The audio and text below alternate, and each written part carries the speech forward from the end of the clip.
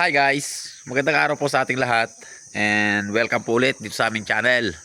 So, napakabilis no na nagdaan ng 2025 at hindi natin namamalayan ay natapos na. So, hindi naging ganun ka-productive no yung taong 2025 para sa atin.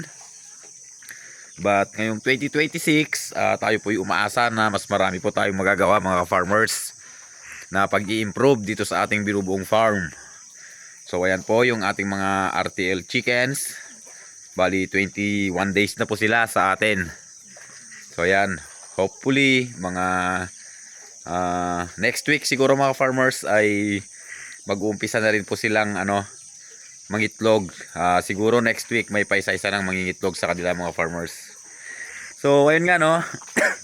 Ngayong 2026 ay magiging abala siguro tayo mga farmers dahil yung mga proyekto natin nung nakaraang taon ay ngayon natin ipagpapatuloy. So naging busy tayo. Naging busy kasi tayo mga farmers nitong nagdaang taon at pumasok pa tayo sa trabaho. So sumideline tayo mga farmers. Ang naging problema nga lang ay nasakripisyo itong ating inuumpisahan at binubuong farm. But by the way, ngayong 2026 ay talagang ipagpapatuloy po natin mga farmers itong mga nabinbin na gawain.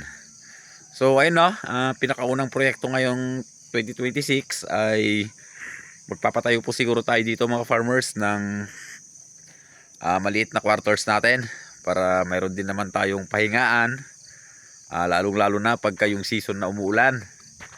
So mahirap din naman kasi mga ka-farmers na nakikipagsiksikan tayo sa ating mga alaga dyan. Kaya magpapatayo po tayo mga farmers ng maliit na quarters natin dito. So inumpisahan na nga po natin yung pagpapaluwag at pagpapatag dito sa ating tatayuan ng ating maliit na kubo. And wala namang problema sa kahoy mga farmers dahil may mga natira dito nung nakaraan. So nung ginawa po natin itong pabahay ng ating mga RTL, marami pa namang kahoy mga farmers na pwedeng gamitin. And ayun nga no, para hindi na rin natin maging problema yung supply ng tubig natin, akyat baba doon sa may source ng tubig.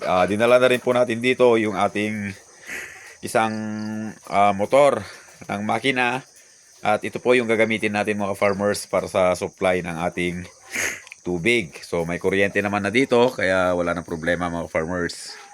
And kahit papano nakapag-wirings na rin po tayo dito sa ating manukan. So ayan. And solar po yung ginagamit natin dito mga farmers. Bali susundin po sana natin no yung lighting program, pero siguro magso-solar na lang po tayo mga farmers para masanay po yung ating mga alagang manok. And nag-ship na rin po tayo ng kanilang patuka. So pagdating kasi nila dito mga farmers, ang binili muna natin na patuka nila ay grower. And nung naubos po natin yung dalawang kaban, unti-unti na po tayong switch sa layer na patuka. At ayun nga, hopefully mga farmers, this coming week or next week sana ay mag-umpisa na po silang mangitlog mga farmers.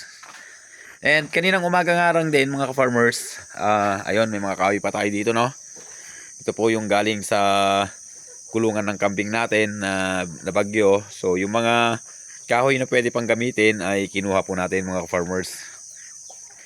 So ayun, kaninang umaga nga ay binenta po natin yung mga breeders natin na pinalaki sa mga native na manok natin mga farmers. Dahil ang gusto nating mangyari ay tanggalin po yung ibang breed ng manok. At tayo po yung magpo-focus na lang sa mga layer. Pero yung mga Muscovy ducks po natin, tsaka pabo, syempre pagpapatuloy pa rin po natin yan na alagaan. Kaya iniwan po natin muna sila mga farmers. At parang kailangan na rin po natin ng lalaking pabo dahil parang puro babae po itong pabo natin na nandito. At may mga panabong pa tayo dyan, sisiw. At ayun, bali pinipilit po natin na ano mga farmers na tanggalin yung mga ibang breed ng manok natin. At ayun na nga no, magiging abala tayo ngayong 2026. So bahay ng kambing, bahay ng native na baboy. Siguro dadalhin natin lahat ng ating mga alaga dito mga farmers para isahan na lang. So yun no, kitang kita nyo naman mga farmers, napaka luwag na ng ating area. So dati sa mga nakakaalam at nakakita na ng ating area, napakalaki na po ng pagbabago mga farmers.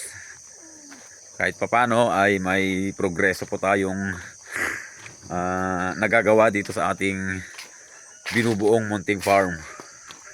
So sana ngayong 2026 mga farmers ay madagdagan pa itong ating mga paitloging manok, and marami pa sana tayong magawang proyekto mga farmers para naman medyo umasenso itong ating binubuong farm.